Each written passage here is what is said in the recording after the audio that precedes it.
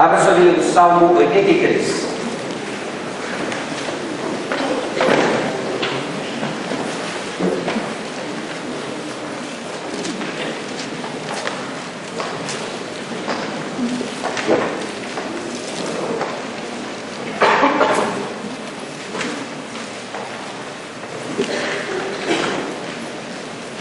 Coloquei o título infame na mensagem de hoje. Meu objetivo não é ser irreverente, mas é para você não esquecer. Deus não leva desaforo para casa, ok?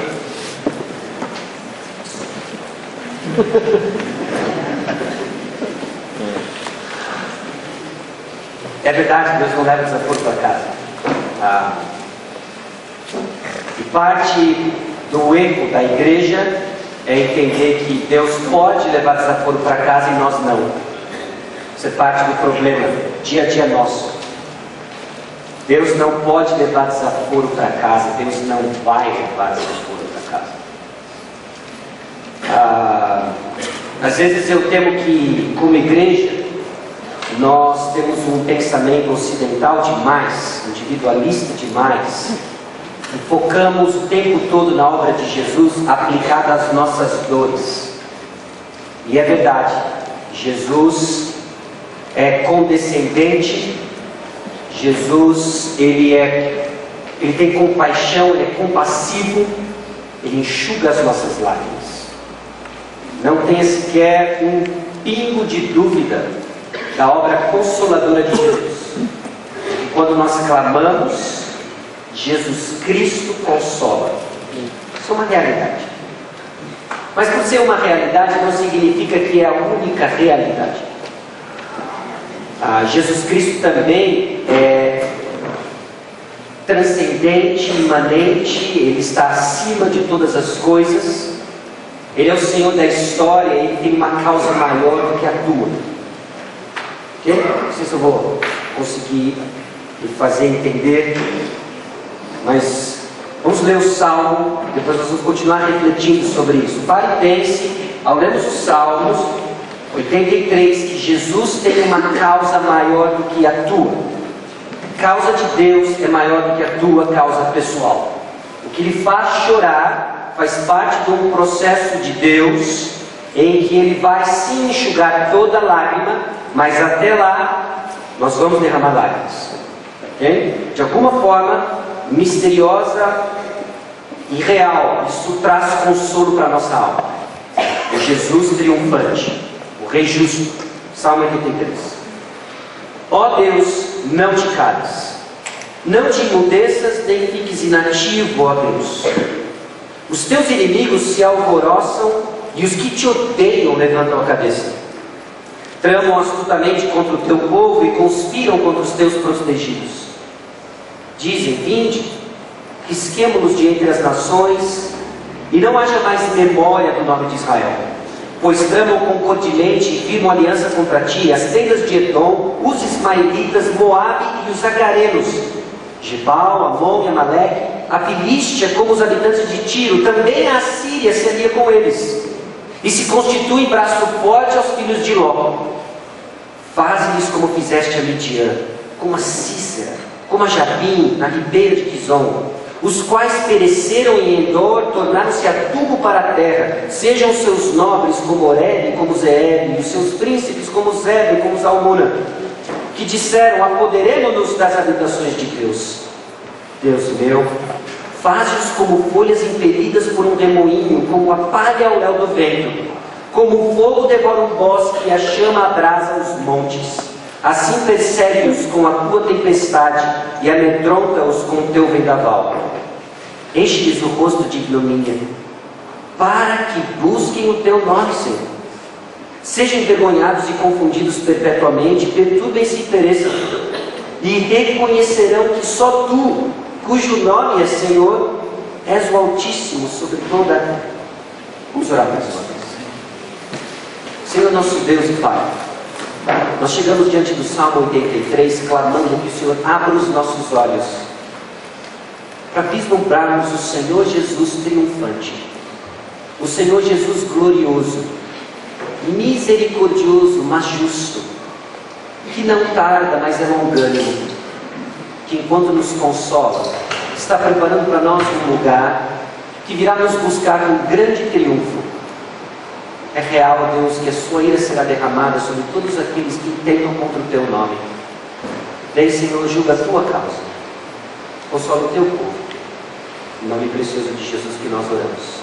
Amém. Amém. O que é confiar no Senhor em meio a circunstâncias muito desfavoráveis?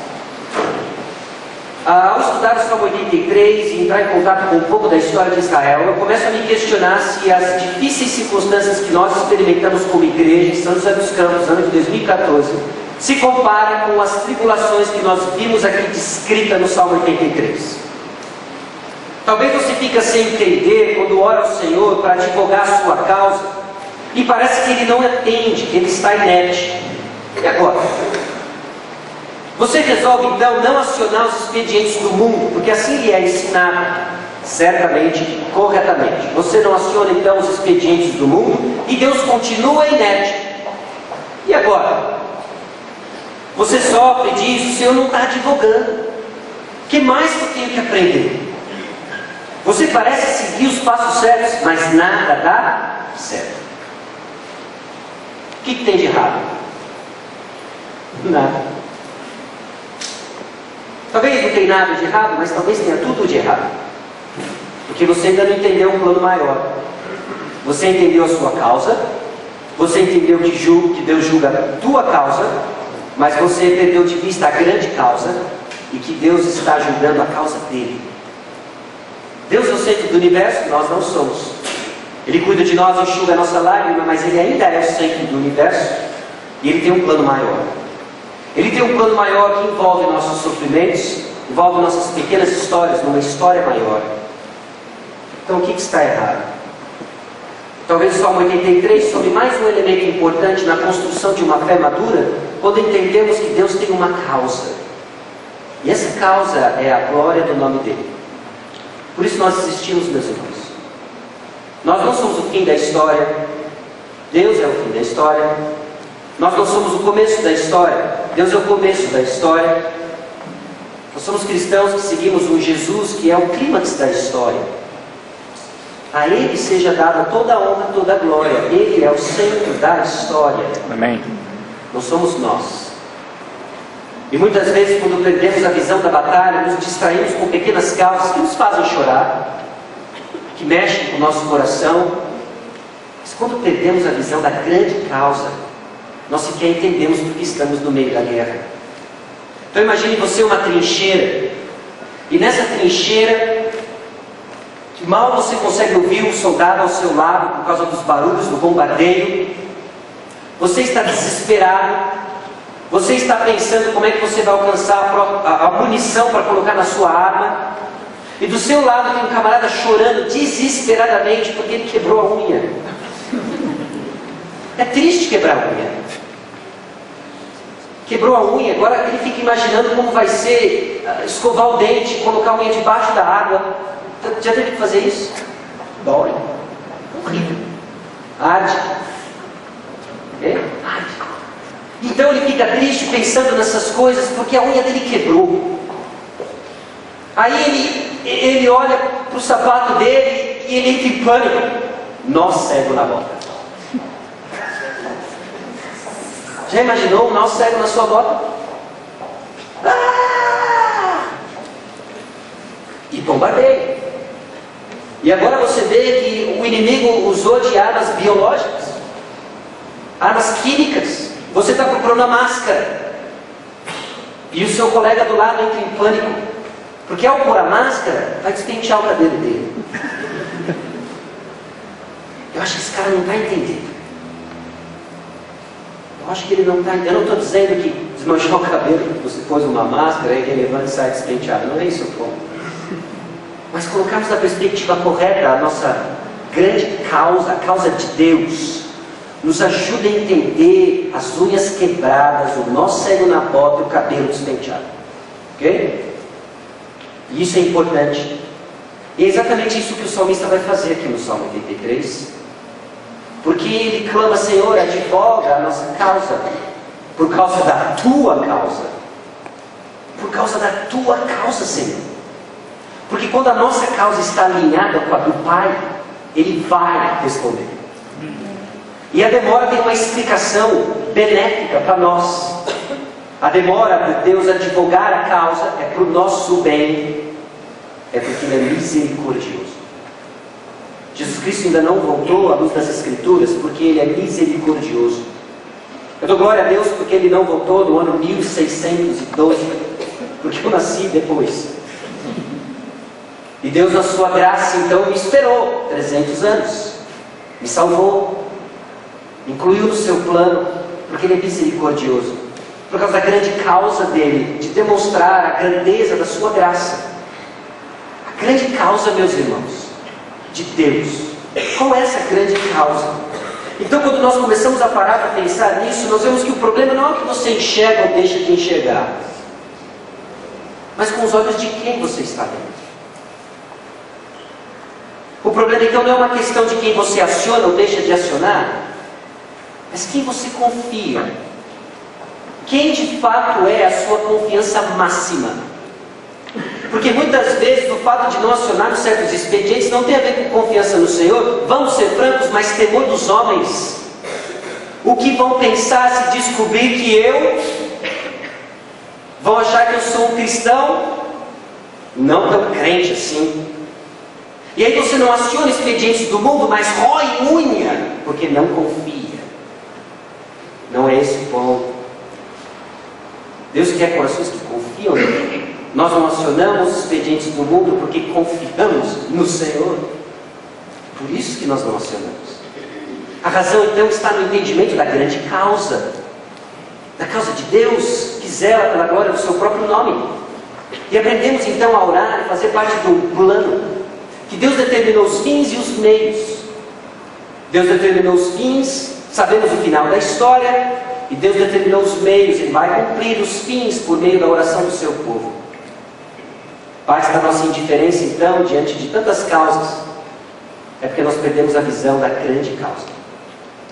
Nós estamos nas trincheiras, tentando uma unha bonita, tentando tirar o nó da bota, tentando deixar o cabelo em ordem, quando na verdade isso pouco importa, porque temos uma batalha pela frente por causa da grande causa.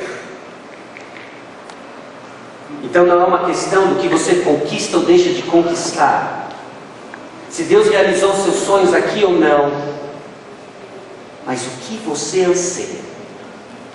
Você anseia a grande causa, porque aí, meus irmãos, é o divisor de águas. E isso nos ajuda a entender grande parte das injustiças que sofremos em prol da grande causa. O que está em jogo é o nome do Senhor. É o que está em jogo.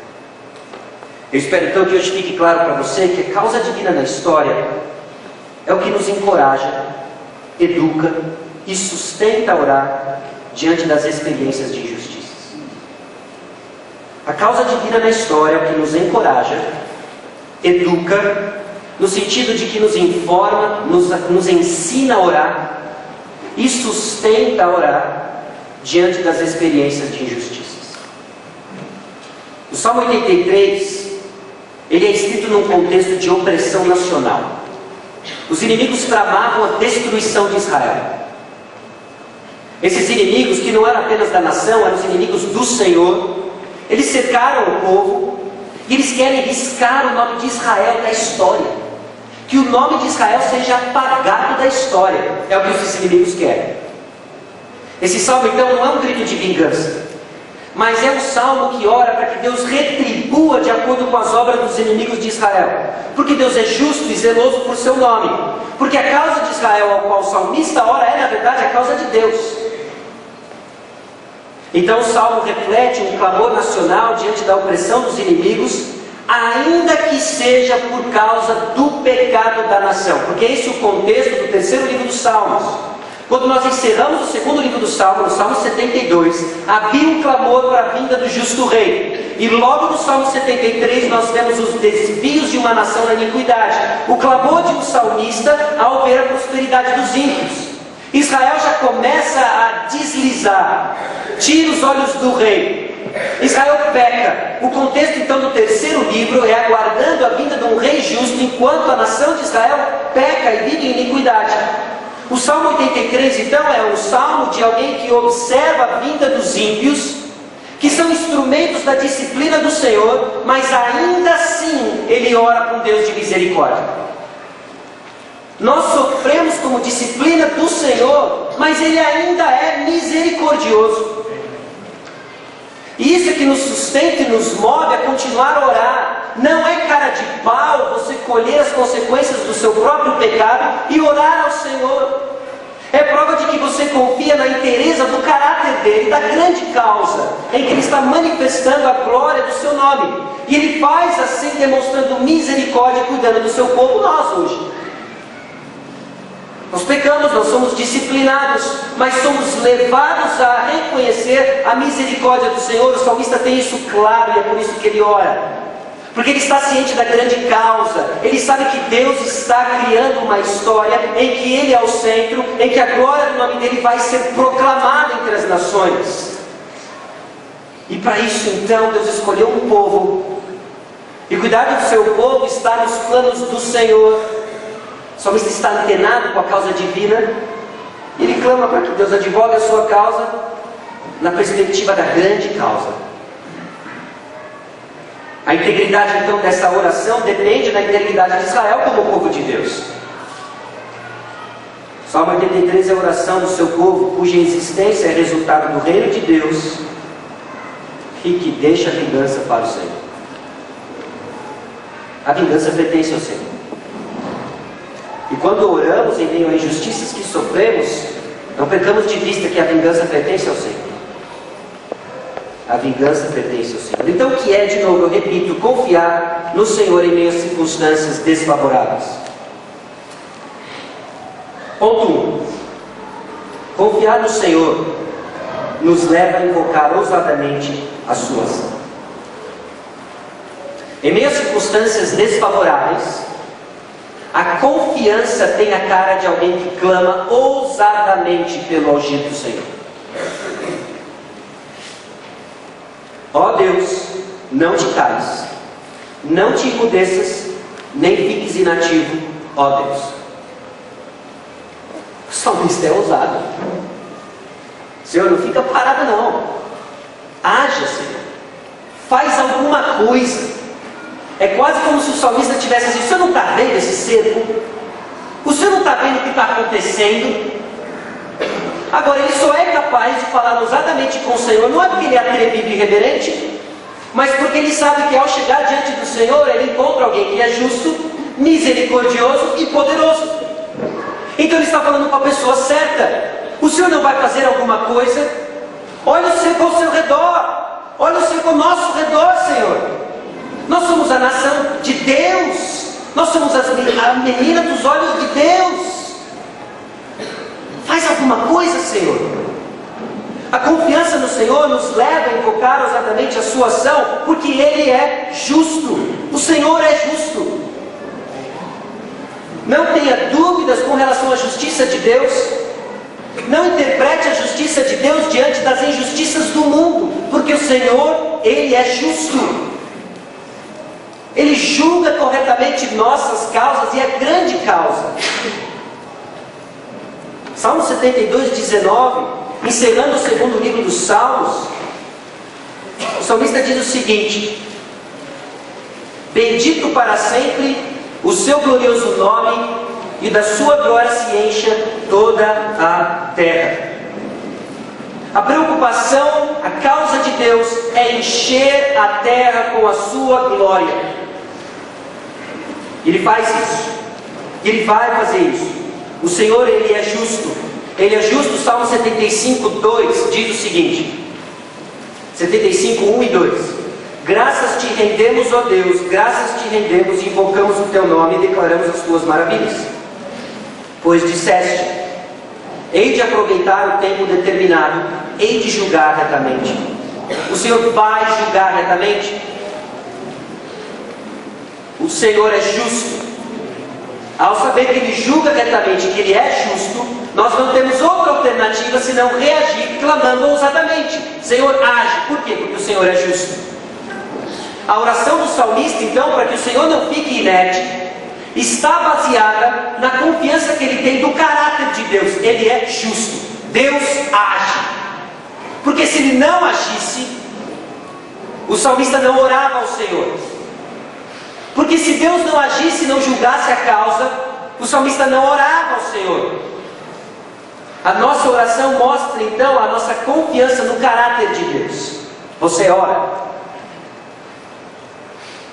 Você ora e pede o quê? Você ora e quais são as suas petições? Porque elas revelam exatamente o seu entendimento sobre o caráter de Deus. Se nós entendemos Deus como um Papai Noel, com uma lista dos nossos desejos, e Ele cumpre esses desejos de acordo com a nossa performance na terra, isso diz muito sobre a sua vida de oração, muito sobre como você enxerga Deus. Então as orações passam a ser: me dá isso, me dá isso, me dá isso, me dá isso, me dá isso. Estou triste porque não tenho isso, isso, isso. O que eu tenho que fazer para melhorar, para ganhar? Isso, isso, isso. Esse é o Deus Papai Noel. E Ele é visto nas nossas orações quando encaramos apenas petições. Mas não é isso que o salmista entende. Ele entende que Deus é justo. Então, Senhor, escuta a nossa oração. Não fique inerte. Haja, Senhor, em meio a essa circunstância. Porque Ele não está preocupado com o seu próprio conforto. Ele está preocupado com a glória de Deus. Então Ele é usado para interceder por meio da glória de Deus, por causa da glória de Deus. Porque Ele é justo e porque Ele é misericordioso. O contexto do Salmo 83 é que a nação de Israel está sendo julgada por causa do seu próprio pecado. Agora, ele poderia ficar como um cachorro ferido e falar assim: está doendo, mas eu vou ficar quieto. Eu vou ficar quieto porque na verdade eu mereci. Ele sabe que Deus é justo, mas ele sabe também que Deus é misericordioso. E que Deus orquestra muitos processos ao mesmo tempo. Não só a vida do salmista, porque Deus está usando uma nação ímpia para julgar Israel, mas o ímpio vai ter o dele. Aliás, essa não é a mensagem de Abacuque? Quando Abacuque tem uma série de perguntas perguntas ao Senhor. Senhor, você não vai ajudar o ímpio? Ela acha, ó, a Babilônia chegando. Eles não!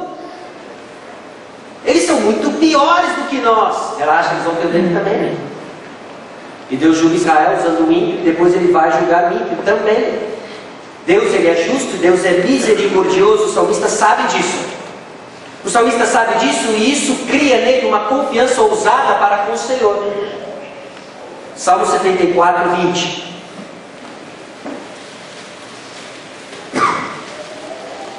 Considera a tua aliança, pois os lugares tenebrosos da terra estão cheios de moradas de violência. Nós vimos isso quando estudamos o Salmo 74, que a base pelo qual o salmista orava e orava com ousadia era a aliança do Senhor. Nós oramos baseados na aliança do Senhor, a aliança que Ele tem conosco. A confiança no Senhor então nos leva a invocar ousadamente a sua ação, porque Ele é justo, Ele é misericordioso, e porque somente Ele é completamente justo e misericordioso. E aí que entra uma fé madura, entendendo que Deus Ele é justo, mas Ele é misericordioso também. As duas coisas não competem, mas elas se juntam no caráter perfeito de Deus.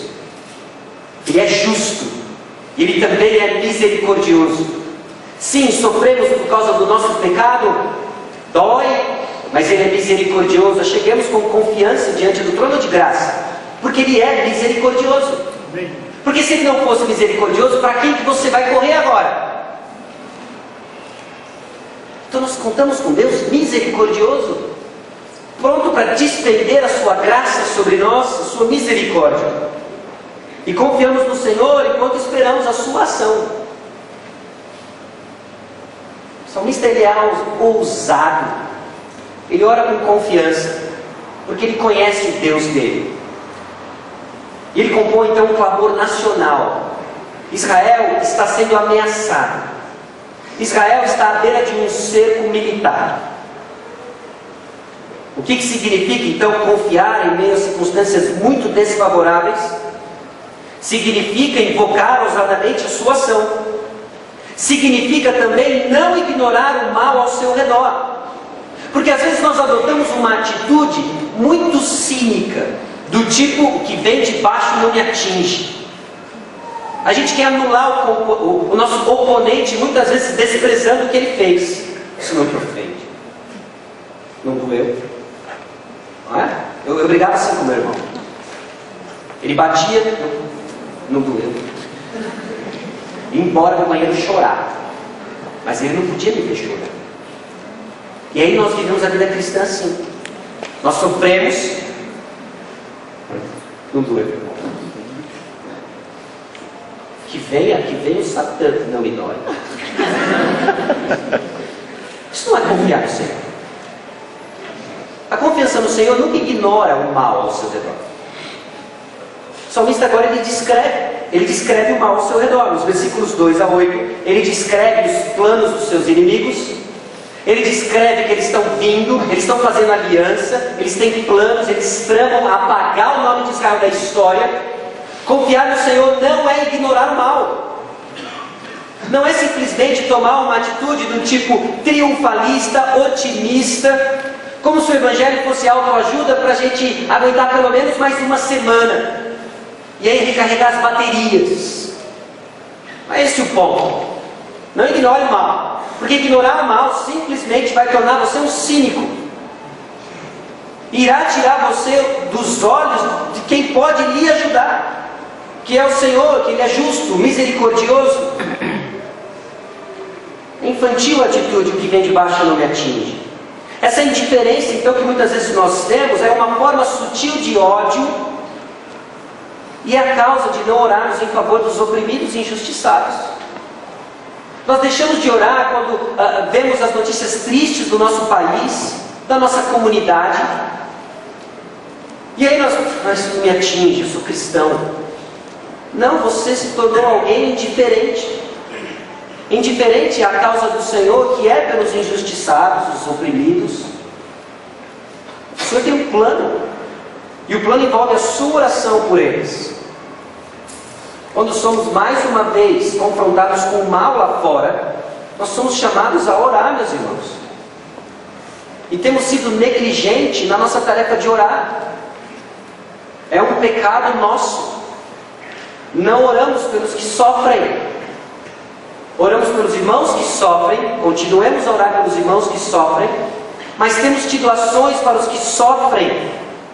A injustiça aí fora, note, isso não é um evangelho social. Isso é entender a natureza do nosso Deus e a causa da história, a grande causa da história, a sua glória. E vai ficando mais claro conforme nós fomos andando no Salmo 83. A indiferença, então, é construída nesse coração cínico que ignora a fonte de toda justiça. E talvez parte da nossa indiferença é porque nós não sofremos ainda o que esses camaradas aqui no Salmo 83 estavam passando. Você sabe o que era um cerco? Um cerco militar de conquista da antiguidade. Nós estamos falando de um processo que durava de 1 a 3 anos. Então imagina Jerusalém prestes a ser sitiada por um exército inimigo. A primeira medida que esse exército tomava era cortar a entrada de água em Jerusalém, nessa cidade. Cortava a entrada de água. Jerusalém agora não tinha mais água dentro da cidade. Alguns tentavam escapar da cidade porque não tinha água e eram capturados por uma nação meio-irmã de Israel, Edom, também listado aqui. Os edomitas então capturavam os fugitivos e entregavam na mão dos babilônicos, vamos supor. Os babilônicos então não estavam interessados em diplomacia. Eles empalavam seus inimigos. O processo de empalação é pegar uma grande lança, espetar no orifício do ânus do inimigo até a boca e levantar o inimigo. E eles ficavam em frente de Jerusalém empalados. Então, quando eles morriam, eles eram deixados ao relento, colocados numa catapulta e arremessados para dentro da cidade, com cólera, tifo e todo tipo de doença. Jerusalém agora não tem água e tem cadáveres com tifo e cólera. As pessoas começam a ficar doentes e não tem comida. Toda a comida é dada para o exército. Morrem primeiro mulheres e crianças. Acabando comida, comem-se as crianças e ratos. A doença prolifera. Israel vai se tornando cada vez mais fraco. Se você acha que eu estou exagerando, leia depois 2 Reis capítulo 6. E veja o desespero de Israel sitiado. Num processo de 1 a 3 anos. Fome, doenças. Então, sistematicamente, começam a atacar as muralhas de Jerusalém. Em 2 pontos, para enfraquecer a defesa. Uma vez que eles entram dentro de Jerusalém, um grande massacre. Mulheres são violentadas, crianças são mortas, homens são rendidos e não podem fazer nada. Essa é a cidade, essa é a menina dos olhos de Deus. Esse é o povo escolhido por Deus. É o povo em que foi prometido grandes bênçãos por um Deus que cumpre suas promessas. Então nós começamos a entrar no contexto aqui do que é esse sofrimento e a razão pela qual eles estão orando: Senhor, advoga a nossa causa, porque na verdade é a tua. Porque esses inimigos estão entrando aqui zombando e blasfemando contra o Senhor. Então a cidade é tomada. Os príncipes são mortos, porque é a sucessão desse reino. O rei então é colocado de joelhos e vazam-se os seus olhos. Não é com um bisturi esterilizado, é com os dedos do rei inimigo, pressionado até que seus olhos explodem. Ele é cego, não pode fazer nada pelo seu povo. Todos então são amarrados, mortos, feridos e levados para a nação inimiga. No caminho alguns caem, o problema é teu, continua arrastando, não consegue levar, fica e morre no deserto. Esse é o contexto do qual esse salmo é escrito, com medo do que vai acontecer, porque esse é um cerco militar. Você quer? Senhor, advoga a nossa causa, porque a nação representa o Senhor. A nação de Israel representava o Senhor. Então o salmista clama por liberdade. Ele não ignora a dor. Ele está passando por aflições. No versículo 2, então: os teus inimigos se alvoroçam, os que te odeiam levantam a cabeça. A confiança no Senhor não ignora o mal ao seu redor, porque é um mundo mau que odeia o Senhor. Você entende a hostilidade do ambiente onde nós vivemos? Nós vivemos num local onde as pessoas odeiam o Senhor. E porque odeiam o Senhor, odeiam cristãos. Nós. É um mundo hostil que vivemos. Odeiam, levantam a cabeça, tramam astutamente contra o teu povo e conspiram contra os teus protegidos. Dizem: vinde, risquemo-los de entre as nações, e não haja mais memória do nome de Israel. Esse é um mundo que trama contra o seu povo, contra o povo de Deus. O tempo todo nós somos confrontados com planos, com tramas contra o povo de Deus. Tramitou e foi aprovada a lei da palmada, com implicações com o povo de Deus. Há uma ditadura gay no nosso país, que trama contra o povo de Deus. Há leis que hostilizam o espalhar do Evangelho. E nós estamos falando de contexto no Brasil, onde ainda é um pouco amigável com o Evangelho. Mas sabemos de irmãos nossos que hoje adoram o Senhor escondidos. Porque se eles forem pegos, talvez eles experimentem algo parecido com o que foi o cerco de Israel.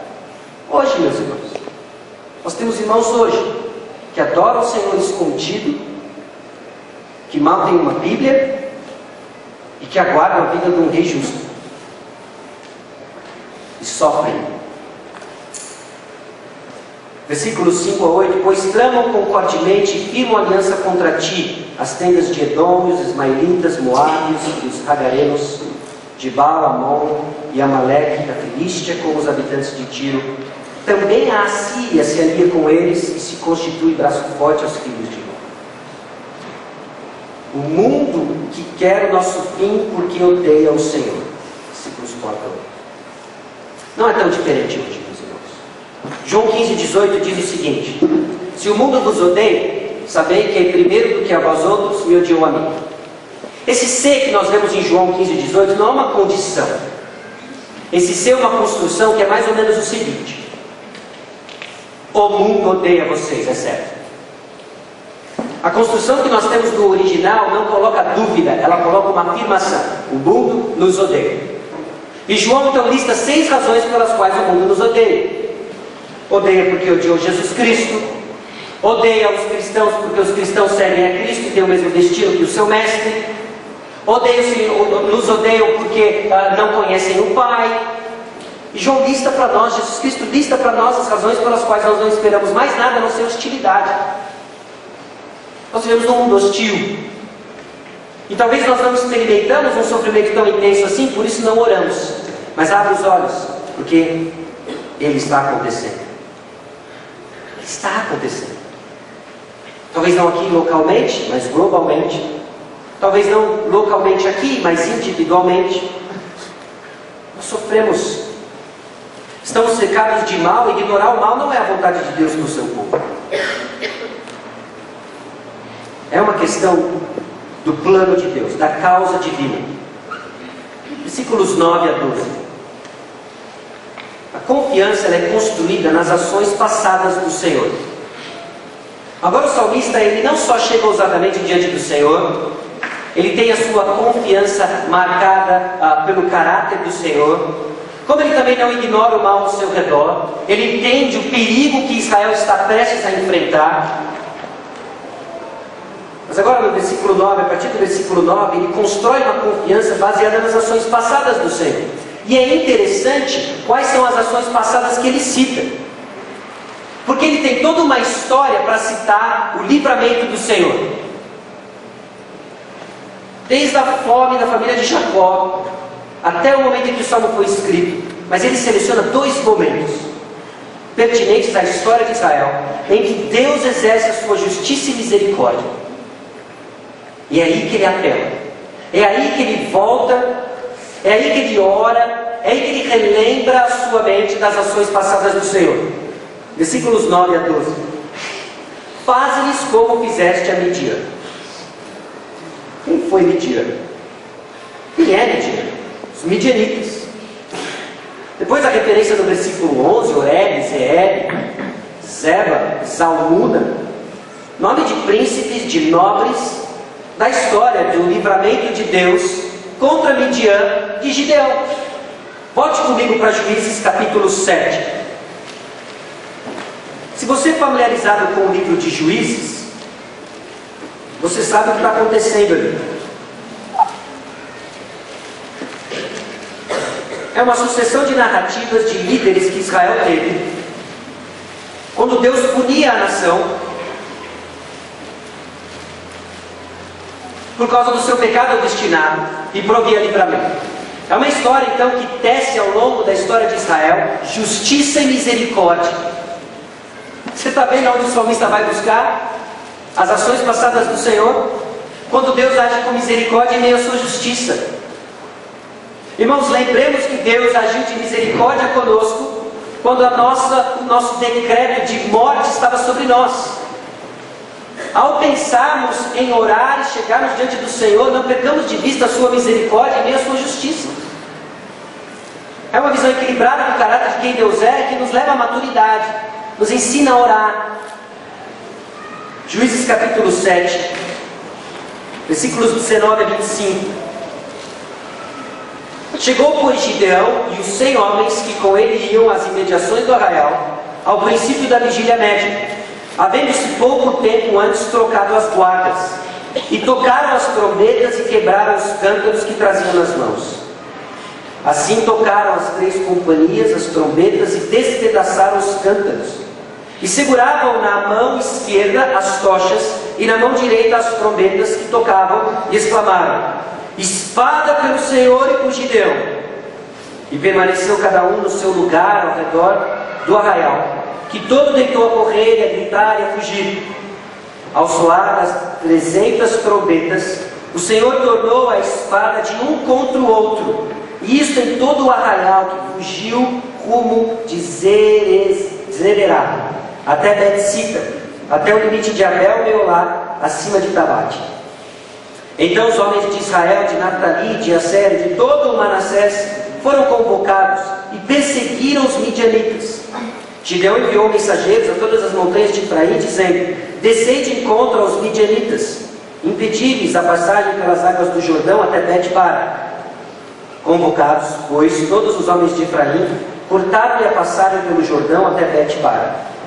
E prenderam os 2 príncipes dos medianitas, Oreb e Zeeb. Mataram Oreb na penha de Oreb, e Zeeb mataram no lagar de Zeeb. Perseguiram os medianitas e trouxeram as cabeças de Oreb e Zeeb a Gibeão, além do Jordão. Deus livrou Israel. Deus livrou Israel dos medianitas usados para disciplinar Israel.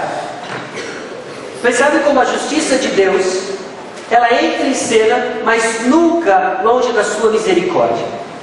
E Deus demonstra então misericórdia e graça ao livrar Israel daqueles que ele usou, inclusive, para disciplinar Israel. Então o salmista lembra da sua situação, lembra da história de Israel. Senhor, livra-nos, como a Midian. Agora nós estamos prestes a ser mais uma vez disciplinados por causa da nossa obstinência, mas livra-nos, Senhor, por causa da tua misericórdia, por amor ao teu nome, porque a minha causa, Senhor, é a tua. A minha causa é a tua. Eu estou tão interessado com a glória do teu nome que eu oro, Senhor, livra-nos. Não se trata apenas do conforto pessoal do salmista, não se trata dos sonhos pessoais do salmista, mas se trata da grande causa, o nome do Senhor. Então ele ora e lembra de Midian. Ele não lembra só de Midian, mas ele lembra também de Sísera, como a Jabim, na ribeira de Gizom. Vamos para Juízes capítulo 4. A partir do versículo 14. Porque mais um livramento do Senhor descrito e lembrado pelo salmista, de que Israel está sendo disciplinado na justiça do Senhor, mas a misericórdia do Senhor vai livrá-los. Versículo 14. Então disse Débora a Baraque: dispõe-te, porque este é o dia em que o Senhor entregou a Sísera nas tuas mãos. Porventura o Senhor não saiu adiante de ti? Baraque, pois, desceu do monte Tabor, e 10.000 homens após ele. E o Senhor derrotou a Sísera e todos os seus carros, e a todo o seu exército a fio da espada, diante de Baraque. Sísera saltou do carro e fugiu a pé, mas Baraque perseguiu os carros e os exércitos até Harosete e Ragoim, e todo o exército de Sísera caiu a fio de espada, sem escapar nem sequer um. Porém Sísera fugiu a pé para a tenda de Jael, mulher de Éber, queneu, porquanto havia paz entre Jabim, rei de Azor, e a casa de Éber, queneu. Saindo Jael ao encontro de Sísera, disse: entra, senhor meu, entra na minha tenda, não temas. Retirou-se para a sua tenda, e ela pôs sobre ele uma coberta. Então ele lhe disse: dá-me, peço-te de beber um pouco de água, porque tenho sede. Ela abriu um odre de leite, deu-lhe de beber e o cobriu. E ele lhe disse mais: põe-te à porta da tenda, e há de ser que, se vier alguém te perguntar: há aqui alguém? Responde: não. Então Jael, mulher de Éber, tomou uma estaca da tenda e lançou mão de um martelo, e foi-se mansamente a ele, e lhe cravou a estaca na fonte, de sorte que penetrou na terra, estando ele em profundo sono e muito exausto, e assim morreu. E eis que, perseguindo Baraque e Sísera, Jael lhe saiu ao encontro e lhe disse: vem, e mostrar-te-ei o homem que procuras. Ele a seguiu, e eis que Sísera jazia morto, e a estaca na fonte. Assim Deus naquele dia humilhou a Jabim, rei de Canaã, diante dos filhos de Israel. E cada vez mais a mão dos filhos de Israel prevalecia contra Jabim, rei de Canaã, até que os terminaram. Que história! Na Bíblia! Não sei se você para ler esses relatos e fica impressionado, mas isso tem um propósito, irmãos. Isso nos ensina muito sobre a nossa fé. De que Deus, ele nos disciplina sim em justiça, mas ele nos restaura em misericórdia. E ele exerce a sua misericórdia para aqueles que são seus. Ao longo da história nós vemos que a sua justiça está sobre os ímpios e a misericórdia sobre os seus eleitos. E como eleitos do Senhor, nós descansamos em meio aos nossos sofrimentos, de que a misericórdia dele está sobre nós. Enquanto nós sofremos nas nossas pequenas causas, há uma causa maior que nos impele a orar e continuar na batalha. A batalha que está à frente, o que Deus está fazendo ao longo da história.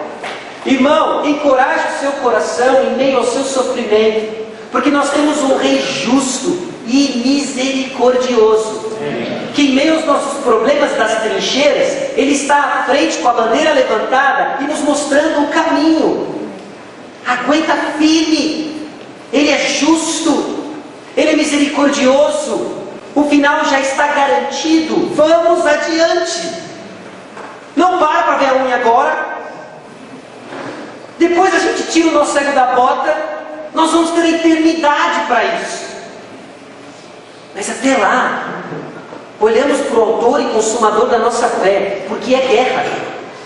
É guerra no mundo hostil que quer abafar o nome de Cristo.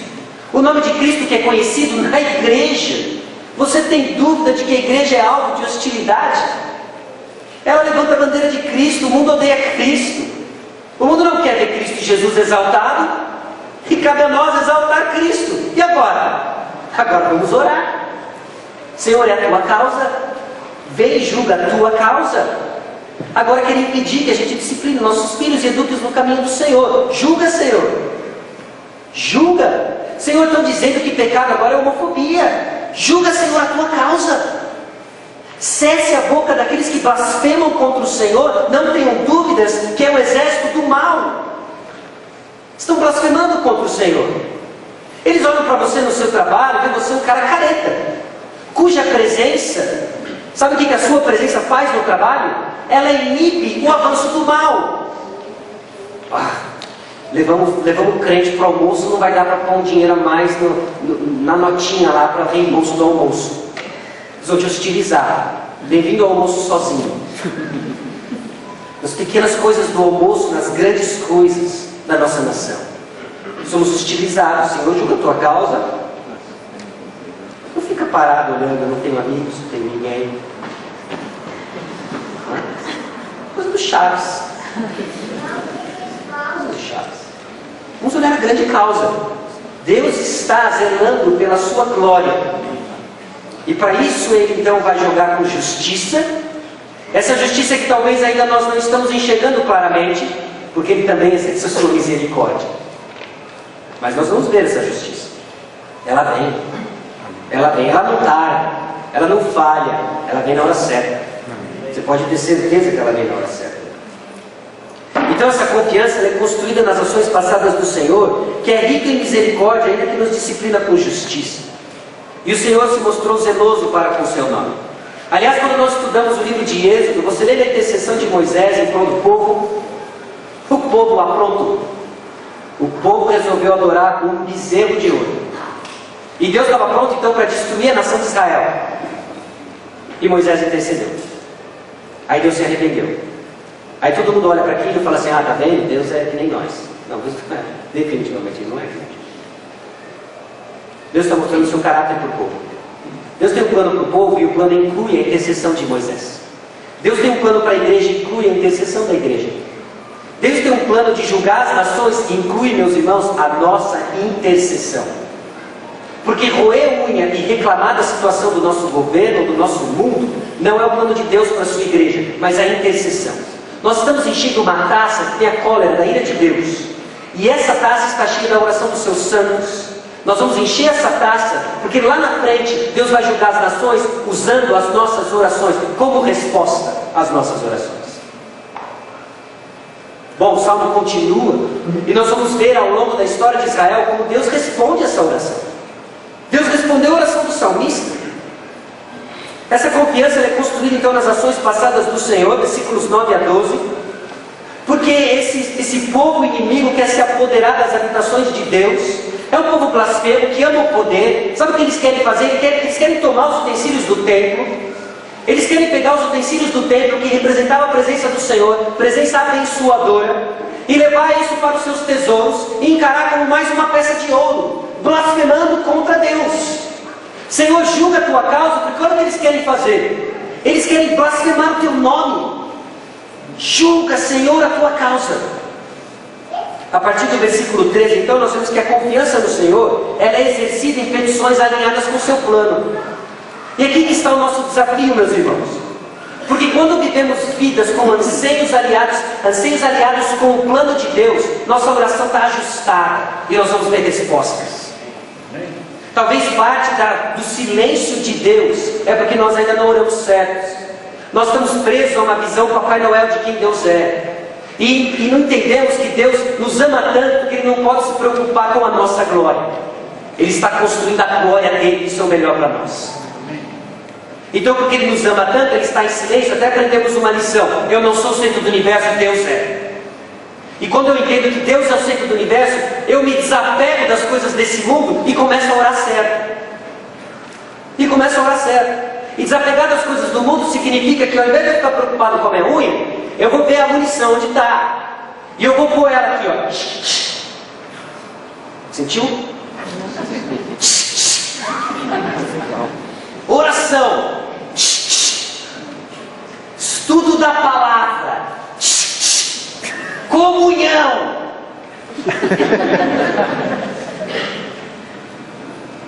Missões. Nós nos preocupamos com a causa de Deus. Você já parou para pensar que parte do seu sofrimento pode ser porque você está na causa errada? Ó vida aos céus. O que eu vou fazer agora nessa trincheira sem chapinha? E todo o seu sofrimento agora é a chapinha. Mas a chapinha, mas não vive em função da chapinha. E meus irmãos, muitas vezes essa unha quebrada significa sonhos frustrados, significa talvez uma carreira que não deslancha, significa constantes problemas financeiros, significa uma família aos frangalhos, ações e pecados contra você. Dói. Mas Deus tem uma causa maior. Amém. E para que a glória dele seja vista, esse povo que ele está construindo precisa sofrer diferente do mundo. Nós somos chamados para sofrer diferente. Porque louvar a Deus quando está tudo bem, o ímpio faz isso. Mas louvar a Deus porque nós temos uma causa maior em mente. O ímpio vai se questionar: que Deus é esse? Cujo exército desprezou botas, unhas, cabelos para servir as suas marcas. Percebe a causa de Deus se alinhando à nossa, criando orações que estão de acordo com o plano de Deus e criando corações confiantes. O pedido então é para que os planos sejam frustrados, versículos 13 a 15. Deus meu, faz-os como folhas impelidas por um remoinho, como a palha ao léu do vento, como o fogo devora o bosque e a chama abrasa os montes. Assim persegue-os com a tua tempestade, amedronta-os com o teu vendaval. Os versículos 13 a 15 estão em contraste com os versículos 2, 3 e 4. Senhor, eles estão planejando mal. Frustra os planos, Senhor. Faz-os como folhas impelidas por um remoinho. Devora, persegue-os, Senhor. Deixa eu fazer uma pergunta para você. Você já viu um edomita? Você conhece um edomita? Você já trabalhou com um edomita? Você já trabalhou com um jebalita? Amonita. Já viu a foto de uma Amalequita? Descendente de Ló? Ninguém? Sabe por que você não conhece ninguém? Porque Deus respondeu a oração do salmista. Deus respondeu a oração do salmista. Ao longo da história, essas nações continuaram a perseguir Israel.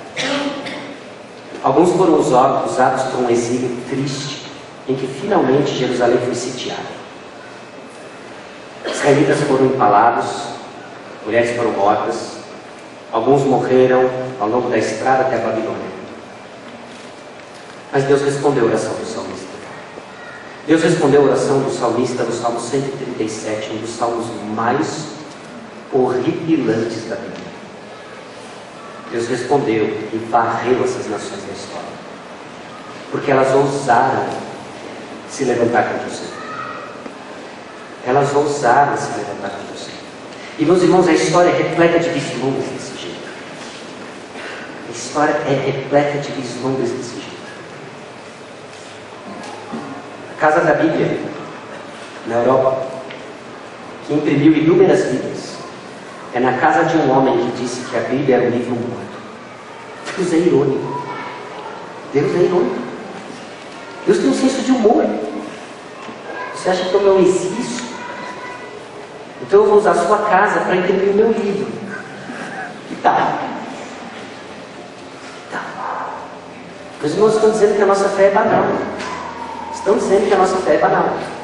Estão dizendo que Jesus é um fracote. Estão reinterpretando a história de Jesus. Estão blasfemando contra o nome dele. Senhor, julga a tua causa. Olha o que estão dizendo sobre a tua igreja. A igreja tem problemas, sem dúvida. Eles estão blasfemando o Senhor. Houver pecado no nosso meio, eles blasfemam contra o Senhor. Julga a tua causa, Senhor. Julga a tua causa. Enche-lhes o rosto de ignomínia, versículo 16, para que busquem o teu nome, Senhor. Sejam envergonhados e confundidos perpetuamente, perturbam-se e pereçam. O salmista então pede para que eles sejam envergonhados, não é que eles fiquem corados. Está vendo? Eu falei que não ia dar para invadir. Eles ficam coradinhos e vão embora.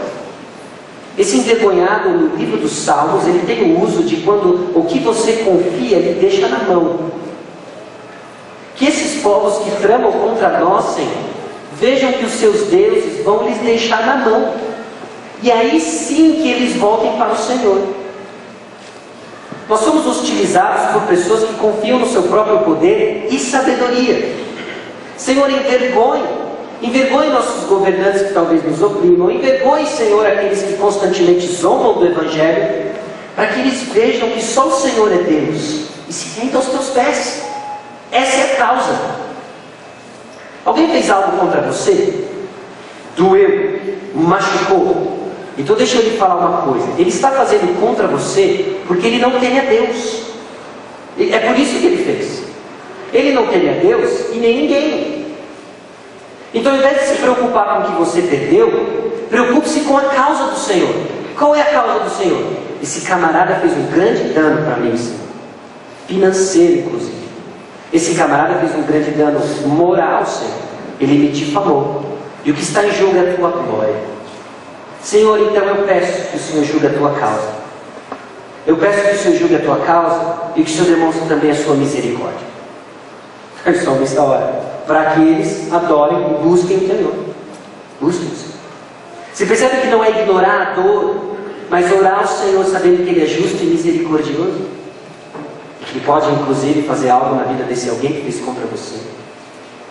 Mas então nós nos retraímos e queremos só a nossa causa ser minúsculo. Senhor, faz alguma coisa. Ficamos aflitos, tiramos os olhos da grande causa, a glória de Deus. Deus está num projeto de mostrar a sua glória. Versículo 18, então reconhecerão que só tu, cujo nome é Senhor, és o Altíssimo sobre toda a terra. O salmista sabe o plano de Deus para Israel. Porque quando Deus chamou Abraão, ele disse: de ti farei uma grande nação, em ti serão benditas todas as famílias da terra. Eles estão hostilizando uma nação que o Senhor prometeu ser o canal de bênção para eles. Abra os olhos, Senhor. Abra os olhos desses inimigos teus, para que eles vejam que só tem o Senhor, que o Senhor é o único digno de toda adoração.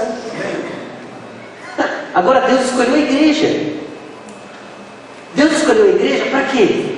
Para Ele fazer discípulos. A igreja é o canal de bênção para o mundo.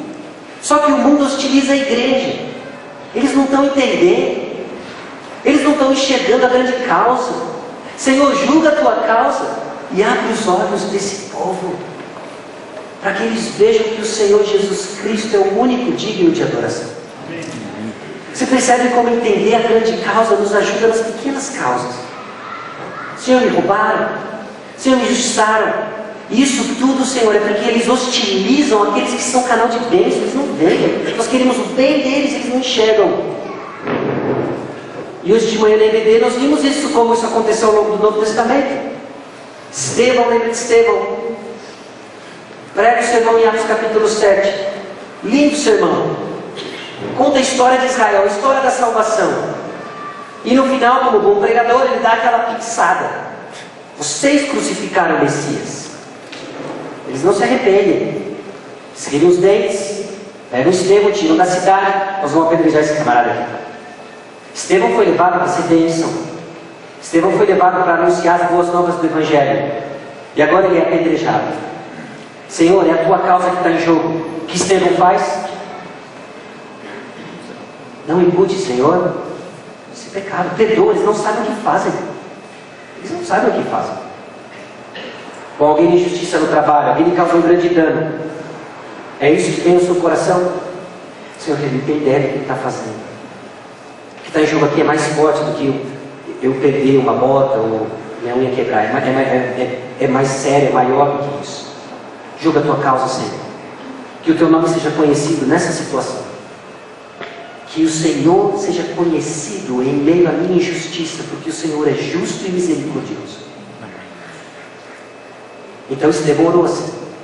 E nós somos lembrados hoje que Saulo estava lá. E que Deus usou a oração de Estevão para que Saulo fosse ganho a Cristo Jesus e se tornasse o maior missionário que a história da igreja já teve. Jesus Cristo é a mesma coisa. Na cruz do Calvário, o centurião espeta ele. Os centuriões zombam dele. Senhor, perdoa, não sabe o que fazem. Jesus Cristo morre, entrega o seu espírito. Os céus se fecham. E o centurião que estava participando daquela zombaria toda, este verdadeiramente é o Filho de Deus. E a igreja então nasce. A igreja nasce. Porque homens estiveram para a verdadeira causa. A causa de Deus. Meus irmãos, nós não nos reunimos aqui apenas para orar pelos nossos desejos e sonhos. Que Deus lhe conceda todos eles, eu não sou contra eles. Mas se você perdeu de vista a causa, você vai perder o foco na batalha. E sua cabeça vai virar. Que Deus parece tão distante. Na verdade, Ele está perto, chamando a sua atenção para a verdadeira causa, a glória do nome dele. Efésios capítulo 1, versículos 22 e 23 diz o seguinte: e pôs todas as coisas debaixo dos pés, e para ser o cabeça sobre todas as coisas o deu à igreja, a qual é o seu corpo, a plenitude daquele que a tudo enche em todas as coisas. O plano de Deus ao longo da história é que a igreja encha todas as coisas, mostrando quem Cristo é. Efésios capítulo 3, versículo 10 diz o seguinte: para que pela igreja a multiforme sabedoria de Deus se torne conhecida agora os principados e potestades dos lugares celestiais.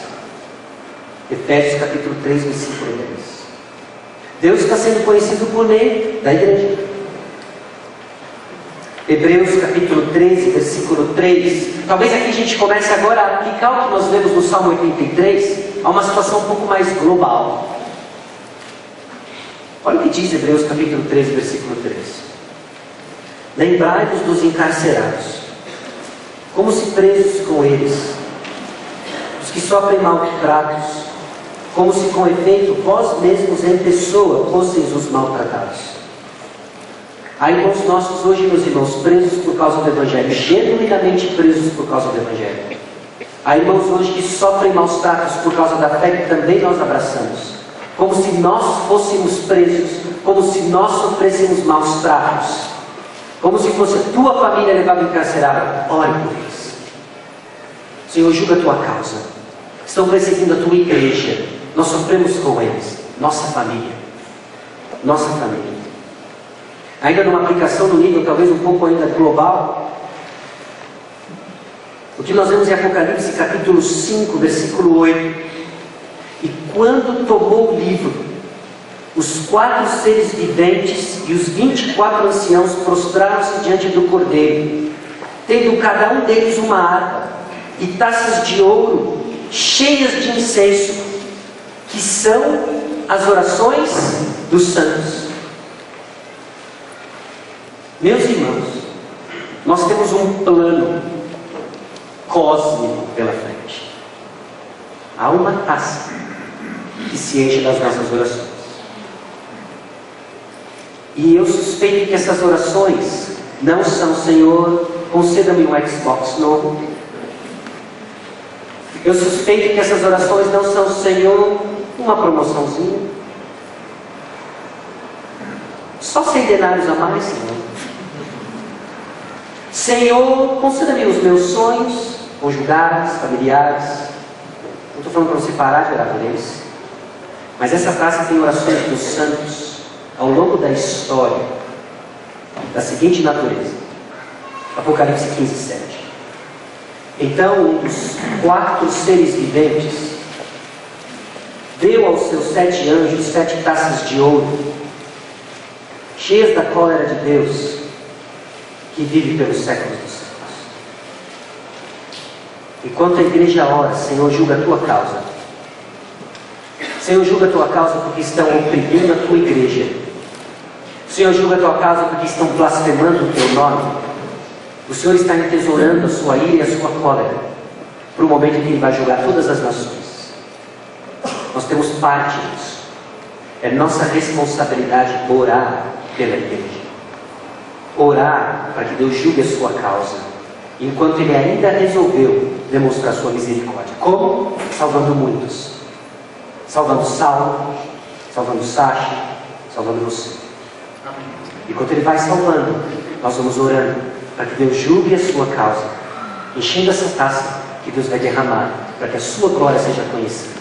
E todos aqueles que blasfemaram contra o nome do Senhor vão ser julgados. Todos aqueles que zombaram da sua fé vão ser julgados. Não porque temos sede de vingança, mas porque eles zombaram do nome de Deus. Mexe comigo, mas não mexe com Deus, porque Deus não leva desaforo para casa. Você entendeu? Você engole sapo, muitos, vários, desse tamanho, sapo, boi e pimenta, todos. Mas Deus não. E quando se trata da santidade e da glória do nosso Deus, nós somos chamados a orar, porque nós amamos a Deus. Nós amamos a Deus. Então, além das aplicações globais, nós temos aplicações individuais também. Porque Deus também, Ele se importa com as nossas unhas, com a nossa bota. Em meio às lutas de imaturidade, Deus é amoroso e Pai amoroso o suficiente para enxugar nossas lágrimas. O que Deus está fazendo então com a tua causa, meu irmão, meu irmão? Talvez você esteja com o coração atribulado, com coisas bem particulares da sua vida e da sua existência. Sabe o que Deus está fazendo com a tua causa? Usando-a para a causa dele. É isso que Ele está fazendo. Você não tem a visão do todo. Você não tem a visão do todo. Você não sabe como esse sofrimento leve e momentâneo se encaixa no plano de Deus. Mas ele encaixa. Ele se encaixa. E Deus está construindo uma história linda, gloriosa, a melhor possível, usando nossas pequenas causas para a grande causa. 2 Coríntios capítulo 4, versículo 17 e 18. Porque a nossa leve e momentânea tribulação produz para nós eterno peso de glória, acima de toda comparação, não atentando nós nas coisas que se veem, mas nas que se não veem. As que se veem são temporais, as que se não veem são eternas. Meus irmãos, nós vamos lutar para a causa certa quando enxergarmos o que é eterno, o que é invisível. Que o Senhor nos conceda olhos para ver certo. Que o Senhor nos conceda os desejos. Que o Senhor nos conceda a oração certa. Deus não leva desaforo para casa. Vamos orar.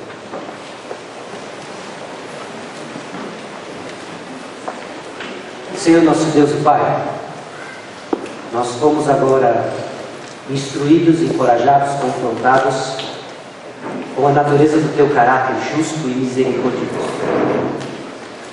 Que consolador que é, ó Deus, saber que em meio aos nossos sofrimentos, em meio ao sofrimento de viver num mundo hostil, o Senhor julga a Tua causa O Senhor é pró da tua causa. Então, que nós oramos. Nós vivemos num contexto, ó Deus, em que as pessoas blasfemam, zombam do Senhor. Nós vivemos num contexto, ó Deus, em que as vozes ao nosso redor querem calar o Evangelho. Conceda-nos graça e ousadia, então, de não cessar de proclamar as boas novas. De vivermos, ó Deus, vidas piedosas, ainda que sejamos hostilizados por isso. Porque os nossos olhos estão, ó Deus, num Rei justo e misericordioso, que vai julgar, ó Deus, corretamente. Um dia, ó Deus, todo joelho vai se dobrar e toda língua vai confessar. Isso inclui, ó Deus, aqueles que blasfemam e zombam do Senhor. Que zombam, ó Deus, da tua moral, que zombam, ó Deus, da tua verdade, das tuas definições sobre o que é ser homem, o que é mulher. Que zombam, ó Deus, dos nossos maiores sonhos de ver pessoas ganhas por Jesus. Zombam, ó Deus, de quem o Senhor é. Chamam a nossa fé de fraca, Deus, mas não sabem que o Senhor tem todo o poder. Amém. E que a razão pela qual não são fulminados é porque o Senhor também é misericordioso. Então, enquanto aguardamos, dá-nos, ó Deus, um espírito dócil e manso para proclamarmos as boas novas do Evangelho para aqueles que nos odeiam. Porque se não amam o Senhor, odeiam o Senhor. Conceda-nos a graça de crescer como cristãos maduros, que vem Jesus Cristo triunfante.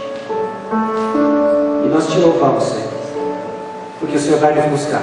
Amém. E há um lugar preparado para nós. E é esse Jesus que nós exaltamos, no nome dele que oramos. Amém. Vamos encerrar cantando ao Senhor. Só em Jesus. Porque é só nele que nós temos liberdade do pecado e que nós podemos de fato gozar do fato de que ele vai julgar a sua causa.